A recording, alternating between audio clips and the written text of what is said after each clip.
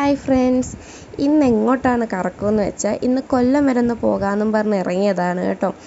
വൈകിട്ടായപ്പോൾ എവിടെയെങ്കിലും ഒന്ന് പോകണമെന്ന് തോന്നി. അങ്ങനെ ഞാൻ നേരെ ഫോൺ എടുത്ത് ആദ്യമേ വിളിച്ചു. അവളടുത്ത് എവിടെയെങ്കിലും ഒന്ന് കറങ്ങിയിട്ട് വരാമെന്ന് പറഞ്ഞപ്പോൾ അവളാണ് പറഞ്ഞത് കൊല്ലത്ത് ബീച്ചിൽ പോയാലോ എന്ന്. അങ്ങനെ പിന്നെ വേറെ ഒന്നും നോക്കിയില്ല, നേരെ ഒരുങ്ങി ഞാനും മോളും ആദ്യം ഞങ്ങൾ 3 പേരും കൂടാണ് പോകാൻ ഇറങ്ങിയത്. അവിടുന്ന് നേരെ ഞങ്ങൾ പോയത് അഡ്വഞ്ചർ പാർക്കിലോട്ടാണ്. അവിടെയൊക്കെ നമുക്ക് കയറണമെന്നുണ്ടെങ്കിൽ പാസ് എടുക്കണം കേട്ടോ, അതിൻ്റെ അകത്തോട്ടും. അപ്പം നമുക്ക് മുതിർന്നവർക്ക് 24 രൂപയും പിന്നെ കുഞ്ഞുങ്ങൾക്ക് 5 വയസ്സിന് മുകളിലോട്ടുള്ള കുട്ടികൾക്ക് പാസ് എടുക്കണം കേട്ടോ.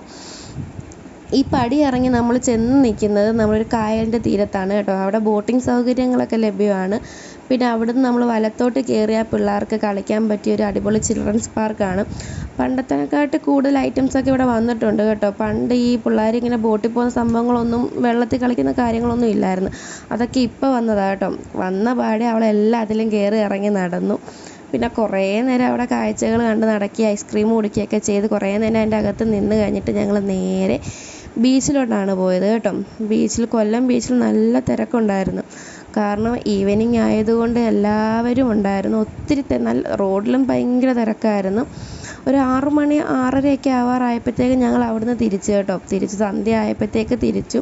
നമ്മൾ നേരെ വാടിക്കടപ്പുറം വഴിയാണ് നമ്മൾ വീട്ടിലോട്ട് പോയത്. അവിടുന്ന് നേരെ ഞങ്ങൾ കയറി തട്ടുദോശയൊക്കെ കഴിച്ച് ചെറുതായിട്ടൊന്ന് കറങ്ങി. നമുക്കൊരു സുഖമല്ലേ.